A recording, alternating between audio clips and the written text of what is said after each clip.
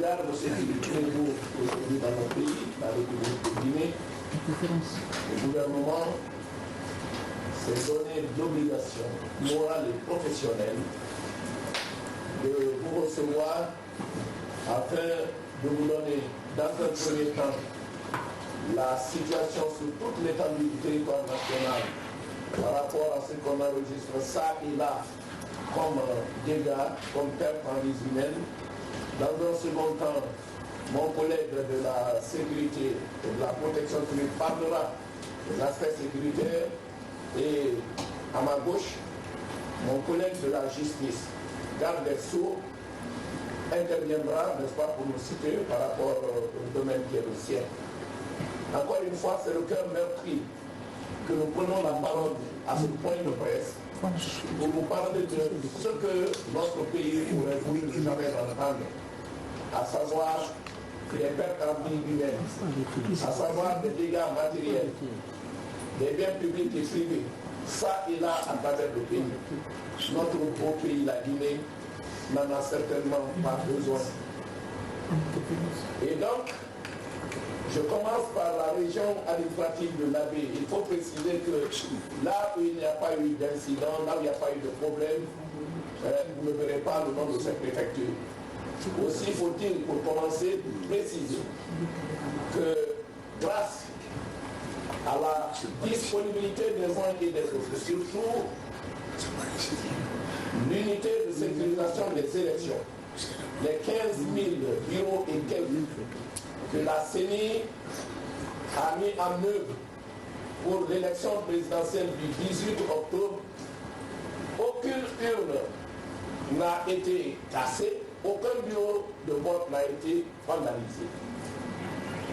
Également, aucun transport de documents électoraux n'a connu une quelconque attaque pendant des opérations. Toutes choses qui ont fait dire, non seulement aux observateurs venus d'un peu partout à travers le monde, mais aussi aux Guinéens eux-mêmes, que de façon globale, le vote s'est bien déroulé. Malheureusement, à peine 36 heures, une fois les bureaux de vote fermés, ça et là, le pays a commencé à enregistrer des troubles parce que justement, une autoproclamation a été faite par l'un des candidats. Donc, nous commençons dans la région de l'Abbé avec la préfecture de Mali. Il faut reconnaître qu'à Mali, M. Khalil Toukara, secrétaire fédéral du RPG Arc-en-Ciel, a eu son domicile détruit. À ce niveau-là, 2 motos qui étaient détenues, 100 chaises, 2 ordinateurs portables, un écran de télévision, 5 panneaux solaires arrachés sur la toiture, mais le tout fut emporté par les assaillants. Également à Mali, le logement du chargé de l'organisation des collectivités fut saccagé. Et des tirs de fusil de calibre 12 contre les forces de sécurité déployées pour le maintien de l'ordre public. Érection de barricades sur le pont au niveau de la nationale entre les préfectures de Mali et l'Abbé. Voilà ce qui fut enregistré à Mali. Dans la préfecture de l'Abbé, la casse totale de 7 véhicules administratifs, la casse de 5 véhicules privés, la casse de 4 motos privées, du vandalisme et de l'incendie au niveau du domicile privé de l'honorable Aliou Mosquée Diallo, le député uninominal du RPG de l'Abbé, vandalisme et incendie du domicile de M. Samba Kamara, coordinateur des mouvements de soutien de la région, et l'érection de multiples barricades sur les voies publiques urbaines et nationales.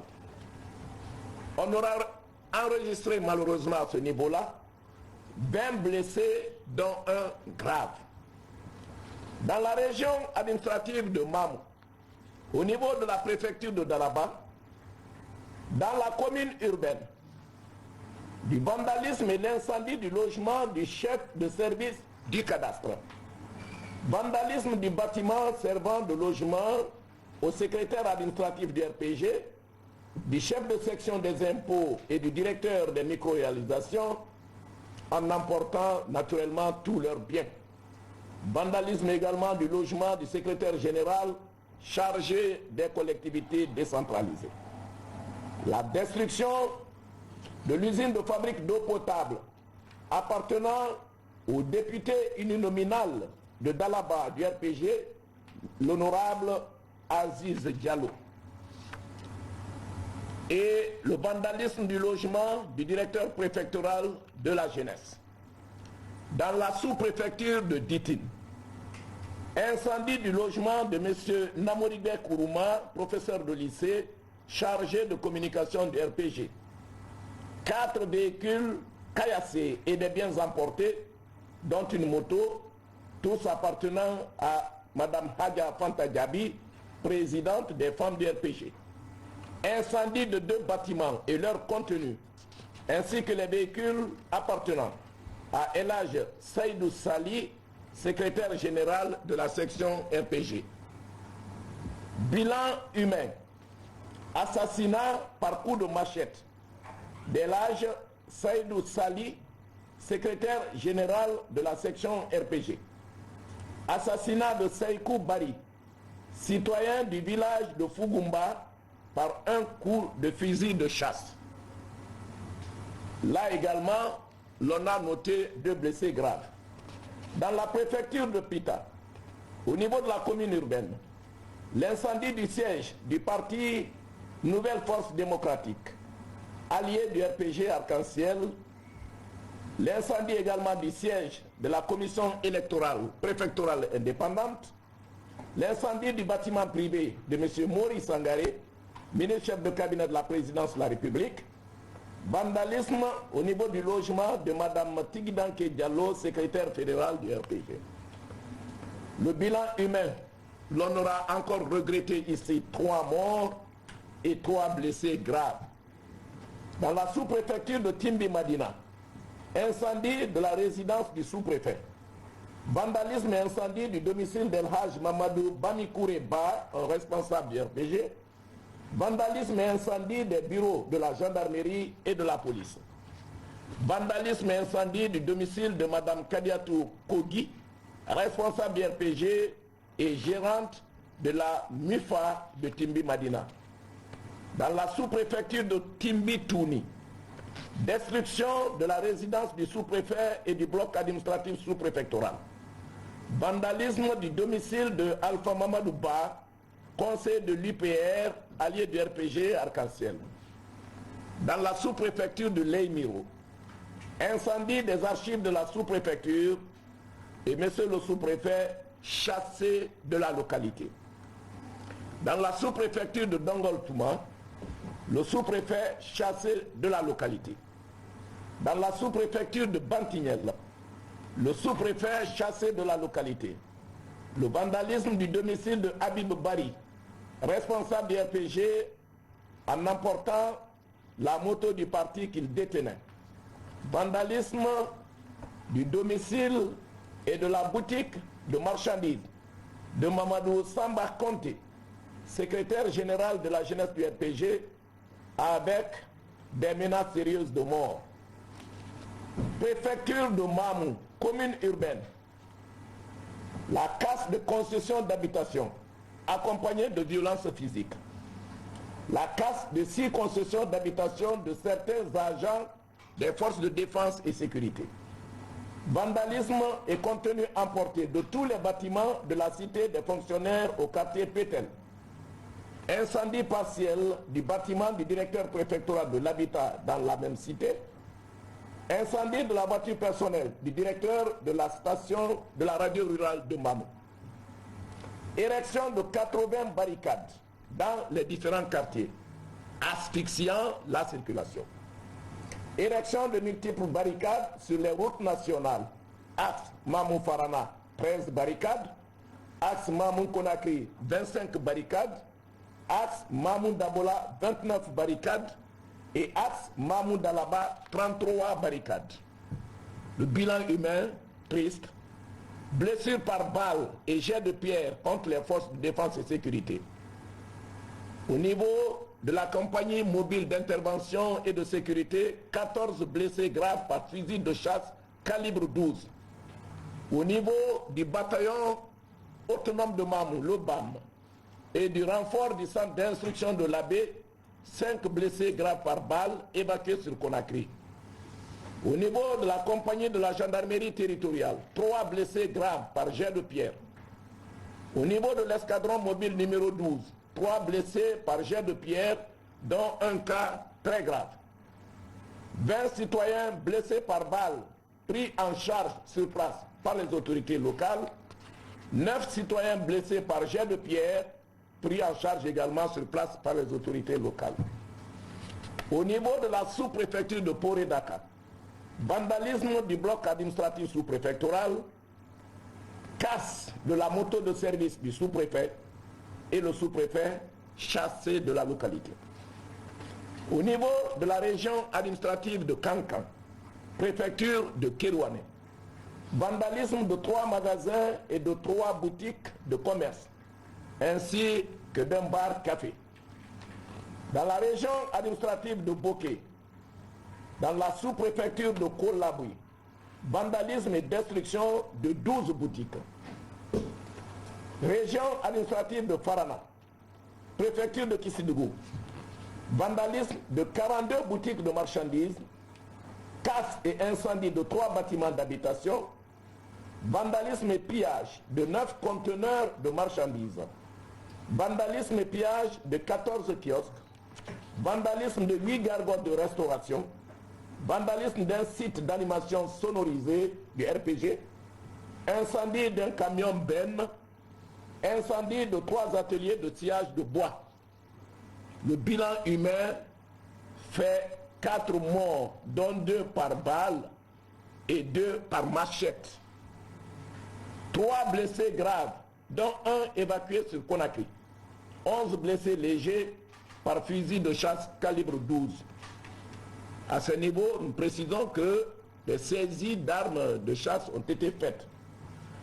Région administrative de Kindia, dans la préfecture de Dubreka, le quartier Keitaya. Vandalisme de 2 maisons d'habitation, incendie du logement de 3 voitures et d'une moto du chef de quartier.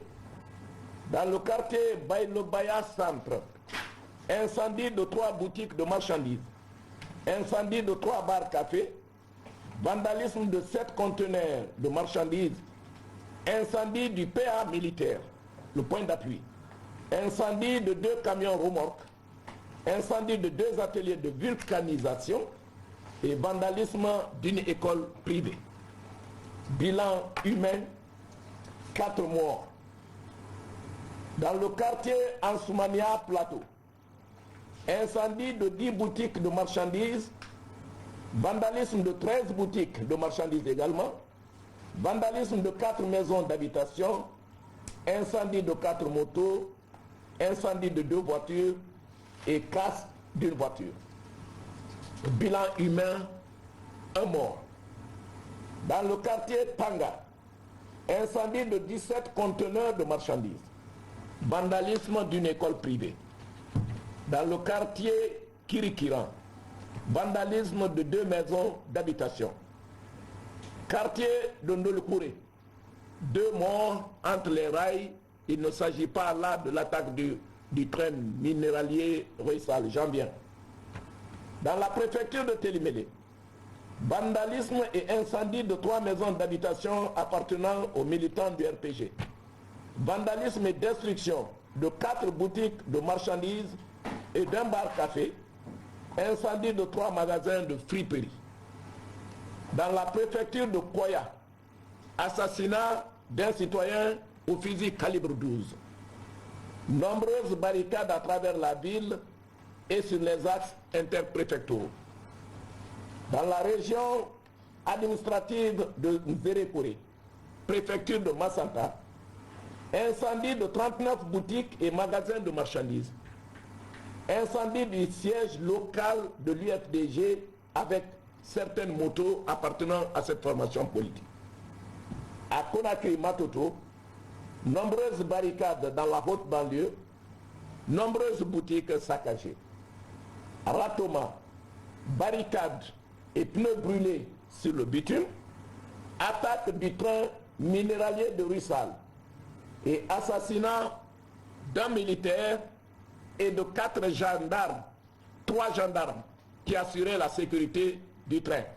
Précisons qu'à ce niveau, les victimes ont été ligotées et brûlées vifs. Voilà, de façon exhaustive, mesdames, mesdemoiselles et messieurs de la presse, ce que, dans la douleur nationale, le gouvernement enregistre à date. Pour commencer mes propos, j'ai bien précisé que nous n'aurions jamais souhaité nous retrouver en face d'un tel décompte, tant le pays, la Guinée, a besoin de paix, tant notre pays a besoin de quiétude, tant notre pays a besoin d'unité nationale. C'est l'occasion pour nous, pour clore mon propos, en attendant de passer la parole à mes collègues, d'en appeler à la retenue, au niveau des uns et des autres. Jamais de la vie notre pays ne se retrouvera tant que ses fils ne se seront pas donné la main vers leur avenir commun. Que Dieu sauve notre pays, la République de Guinée. Je vous remercie. Dans la foulée de ce que vient de dire mon collègue de l'administration du territoire, et par rapport aux nombreuses interpellations dont fait objet le gouvernement guinéen sur la situation des droits de l'homme dans ce contexte de violence politique et de maintien d'ordre, je voudrais appeler à apporter quelques clarifications et quelques explications. Nous avons à nouveau, et comme à l'accoutumée, été interpellés sur un certain nombre d'exactions et de décès intervenus dans ces manifestations. Voilà les points que je veux porter à votre connaissance. Ce qui était vrai avant l'est encore plus aujourd'hui. Sur le terrain, ce ne sont pas uniquement les forces de sécurité qui sont chargées de maintien de l'ordre de manière professionnelle qui sont présentes. Il est clairement établi, et cela ne souffre d'aucune contestation, que des civils disposent d'armes, non seulement de chasse, calibre 12, mais également d'armes automatiques des PM-AK. Cela a été démontré. Des policiers, des gendarmes ont essuyé des tirs au calibre 12, mais également au PM-AK. Si vous allez aujourd'hui au camp, à l'hôpital du camp militaire ici en ville, vous verrez au moins 3 policiers atteints par des balles de PM-AK et également à l'intérieur du pays, sans compter ceux qui ont été atteints par du calibre 12. Beaucoup de citoyens également ont été visés par des tirs, notamment par calibre 12. Ils sont également, certains, on a pu le déceler automatiquement dès que l'événement s'est fait, mais également à travers les examens qui sont faits dans les hôpitaux. On vient de découvrir, il n'y a pas à peine 24 heures, quelqu'un habillé en policier avec des grenades essayant de faire exploser un dépôt de carburant, une station-service. Ce que je veux dire par là, c'est que comme à l'accoutumée, la Guinée respecte ses engagements en matière de maintien de l'ordre et sa loi spécifique sur le maintien de l'ordre. Nos unités interviennent. Dans le cadre du maintien de l'ordre, je dis bien maintien de l'ordre, je ne parle pas de lutte contre la criminalité. C'est très différent. Parce que quand vous avez une horde de personnes qui débarquent avec des machettes, des barres de fer, des fusils au calibre 12, vous n'êtes plus dans le maintien de l'ordre, vous êtes dans la lutte contre la criminalité.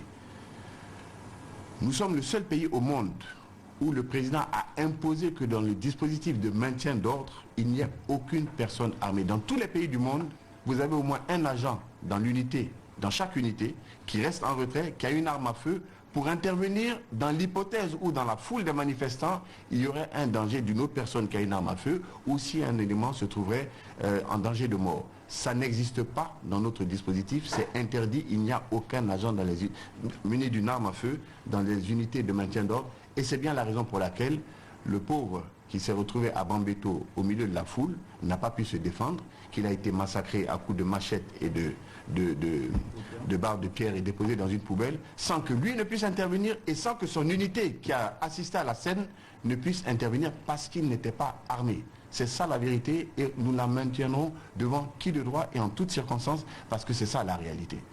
Maintenant qu'il y ait des hypothèses d'incidents isolés, d'agents, peut-être qui se livrent à des exactions, nous souhaitons que tout le monde nous en apporte la preuve, et à commencer d'abord par les organisations internationales, vers lesquelles se précipitent des témoins pour donner des outils et des éléments vidéo ou imagés pour confondre les forces de l'ordre guinéennes. Nous ne demandons qu'à avoir ces preuves pour les sanctionner.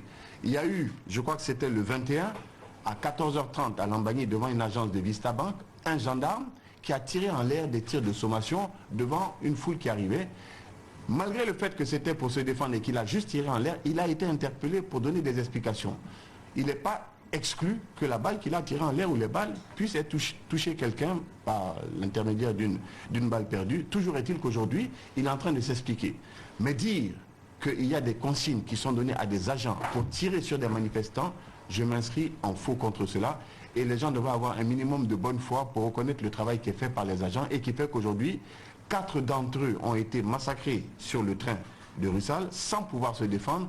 Contrairement à ce que la presse a dit, une certaine presse, ils n'ont pas vidé leur chargeur, ils n'avaient pas d'armes, en tout cas d'armes chargées, qui leur auraient permis de s'extirper au moins de ce guet-apens. J'en viens un peu justement à cette manière biaisée d'analyser le maintien de l'ordre et les violences en Guinée. On occulte carrément d'où viennent ces violences, qu'est-ce qui les a provoquées, pour se concentrer uniquement sur ce qu'on considère comme des violations des droits de l'homme par l'État guinéen, par le gouvernement et par les forces de l'ordre. Il ne nous appartient pas d'exclure la responsabilité, ça ne serait justement pas responsable de notre part, parce que notre devoir c'est de protéger les citoyens et d'assurer les fonctions régaliennes de l'État. Mais quand on nous présente des images comme étant celles d'un policier qui tire, il y a un média international qui m'a envoyé dans ma boîte l'image d'un policier qui serait en train de tirer dans la foule. Après analyse des images, après plusieurs questions, on leur demande où est-ce que c'était, est-ce qu'on sait de quelle unité il venait? Non, il n'y a que cette image, c'est celle-là et celle qui est livrée en pâture à la presse internationale. Après vérification par l'inspection générale de la police, ce policier qui tirait avec un cougar, c'est une arme qui est faite pour tirer des grenades lacrymogènes. Ce n'est pas une arme létale. Ça fait le bruit d'une détonation, mais ce n'est pas une arme létale. Et très souvent, on nous expose des photos d'agents avec une arme qu'on considère comme étant une arme létale, c'est tout simplement des fusils qui lancent des grenades lacrymogènes. Ça arrive très souvent. Donc avant de livrer la police et la gendarmerie à la vindicte populaire, qu'on prenne le soin d'être patient et de laisser la justice faire son travail, parce que là aussi, il y a une idée qui voudrait faire croire qu'il n'y a jamais d'enquête ouverte, alors que c'est faux. Le ministre de la Justice est là, il vous le dira. Systématiquement, lorsqu'il y a mort d'homme, il y a une enquête, une ouverture d'enquête. Mais qu'est-ce qui se passe? Les gens, puisqu'on leur a dit qu'il y a un État qui est contre une certaine communauté, il y a un État qui organise un génocide, il y a un État qui ne cherchera jamais la vérité, on a du mal à collaborer, à obtenir des témoignages. La dernière tournée que le ministre Taran a fait pour rassurer les familles, présenter les condoléances du gouvernement et annoncer les enquêtes, ces familles-là aujourd'hui, pour avoir reçu une délégation gouvernementale, sont mises en danger dans leur propre quartier. Certaines ont été obligées de déménager. Comment voulez-vous, dans ces conditions, obtenir un climat serein qui amène à la manifestation de la vérité? C'est comme lorsqu'on nous présente des experts qui connaissent parfaitement la situation guinéenne et qui sont censés donner des informations à la communauté internationale pour éclairer. Pour éclairer une situation, encore faudrait-il être neutre et avoir les compétences pour le faire. J'ai été très étonné et très surpris qu'un média aussi professionnel que France 24 prenne comme consultant quelqu'un qui s'est publiquement déclaré comme adhérent à l'UFDG. Ce monsieur est présenté comme expert indépendant, spécialiste des questions de sécurité, et c'est endossé par les médias internationaux comme étant une source d'information destinée à faire la lumière sur ce qui se passe en Guinée. Comment voulez-vous que nous, États, nous soyons confiants en ce que ces médias peuvent nous apporter pour apaiser la situation et manifester la vérité? Voici les difficultés auxquelles nous sommes confrontés. Encore une fois, il ne sera jamais question de couvrir des exactions d'un policier, d'un gendarme ou d'un militaire. Mais de grâce, qu'on nous laisse le temps de mener des enquêtes, le temps de la justice, le temps de l'enquête est différent du temps des médias et du temps des opinions publiques, surtout lorsqu'elles sont partisanes.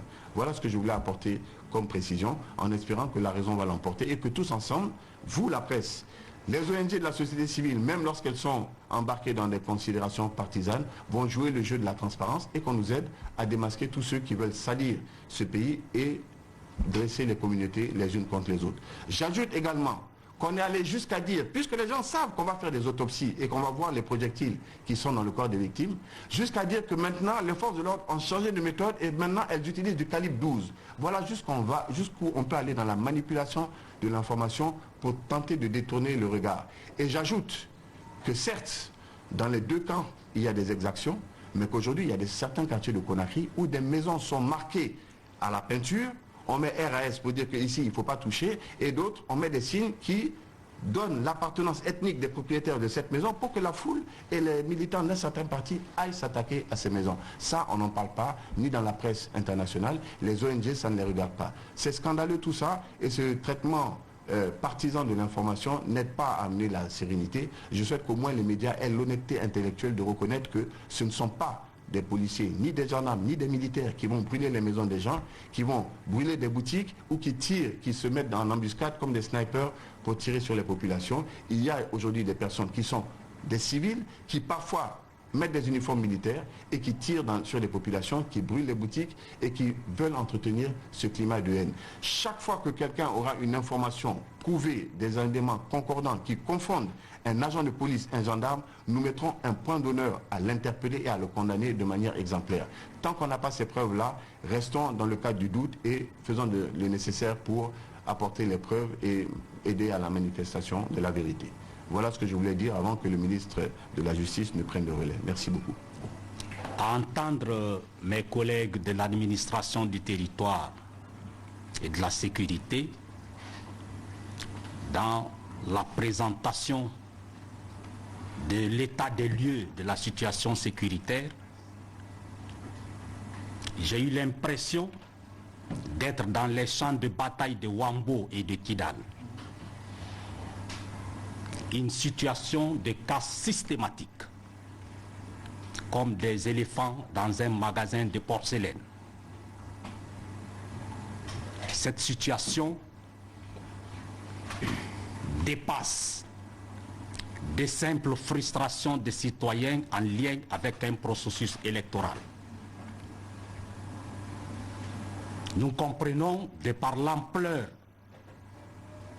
des théâtres, des scènes de théâtre, de violence, qu'en réalité, nous avons en face des bandes criminelles organisées, disposées à semer le chaos pour compromettre la concorde et l'unité de la nation. C'est un véritable défi pour les cours et les tribunaux de la République. La République de Guinée a sa constitution, ses lois et est respectueuse des instruments juridiques internationaux de protection des droits humains dûment ratifiés par les instances compétentes de notre pays. Mais il ne sera permis à personne, je dis bien, il ne sera permis à personne de s'inscrire dans une entreprise criminelle de déstabilisation des institutions de notre pays ou de créer un climat de chaos systématique. Nous sommes dans des circonstances et à un moment qui nous oblige à prendre nos responsabilités. Depuis la fermeture des bureaux de vote et depuis l'autoproclamation d'un des candidats, les services compétents du ministère de la Justice sont en train de documenter et de réunir la preuve irréfragable de toutes les infractions qui se commettent. Que ce soit dans la ville de Conakry ou à l'intérieur du pays. Des pillages d'infrastructures publiques, des cas d'assassinat, de désobéissance aux autorités administratives, d'attaques ciblées contre des communautés, des messages appelant à la haine, des interventions qui sont de nature à faire basculer, si on y prend garde, notre pays dans des affrontements à relents ethniques. Mais notre pays, la République de Guinée, est un havre de paix. Les services de sécurité, les services de l'État en général, sont en train de tout mettre en œuvre pour que l'ordre et la sérénité reviennent très rapidement dans la cité. Nous sommes un pays par tradition stable,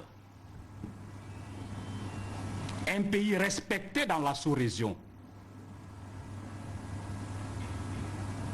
Au rythme actuel, nous sommes obligés de montrer aux fauteurs de troubles et aux auteurs de violences systématiques et programmées de déstabilisation des institutions le chemin de la légalité.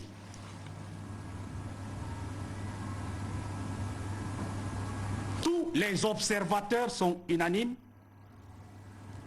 qu'en matière électorale, les contestations doivent être portées devant les institutions compétentes. Il n'y a donc pas de place à la haine, encore moins aux épreuves de force. L'État guinéen ne sera surpris par aucune velléité de déstabilisation. Et tous les lieutenants et seigneurs des troubles systématiques seront recherchés, interpellés, traduits le moment venu devant les cours et tribunaux. Ce n'est pas du tout un simple slogan, je le dis de façon solennelle. Puisque déjà dans la tradition des poursuites judiciaires, les officiers de police judiciaire, les parquets, les cabinets d'instruction sont, au fur et à mesure que les informations nous parviennent par les services de sécurité, interviennent pour poser des actes qu'il faut pour que force reste à la loi. Nous sommes dans une république caractérisée par le respect des lois. L'État guinéen ne cédera jamais à l'arbitraire et à l'anarchie. À date, nous sommes pratiquement, pour la ville de Conakry et à l'intérieur du pays, à 243 cas d'interpellation pour infractions diverses, telles qu'annoncées tout à l'heure, et en majorité des infractions d'ordre criminel.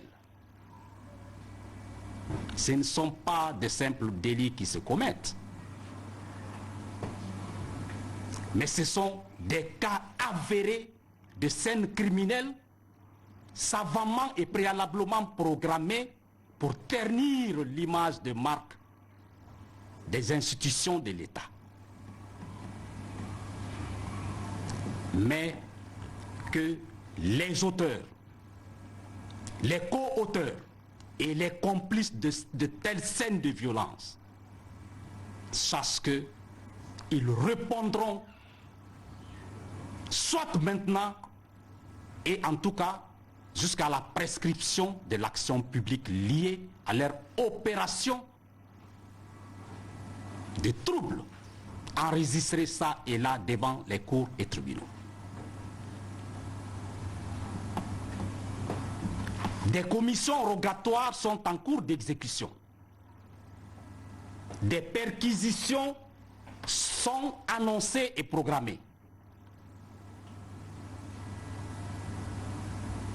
tous ceux qui pensent qu'ils ne sont pas connus, pourtant qui sont connus, sont activement recherchés par les services de sécurité. Quand un responsable politique appelle à la violence ou à des scènes systématiques d'affrontement entre les communautés, il sort de son statut légal. Quand un chef religieux se dégage des contraintes religieuses pour s'enrôler dans des bandes criminelles d'attaques armées contre les services de l'État et les institutions, il cesse d'être un chef religieux et il sera traité comme un criminel de grand chemin. Parce que nous constatons ça et là, malheureusement, des propos émanant de chefs religieux qui vont jusqu'à lancer des appels à l'intifada. C'est extrêmement grave, puisque les lois de la République érisent tous ces faits et gestes au rang des infractions. Et quand c'est le cas, les tribunaux n'ont pas le choix. Au nom donc du gouvernement, au nom des services de l'État, je donne la ferme assurance et l'engagement implacable,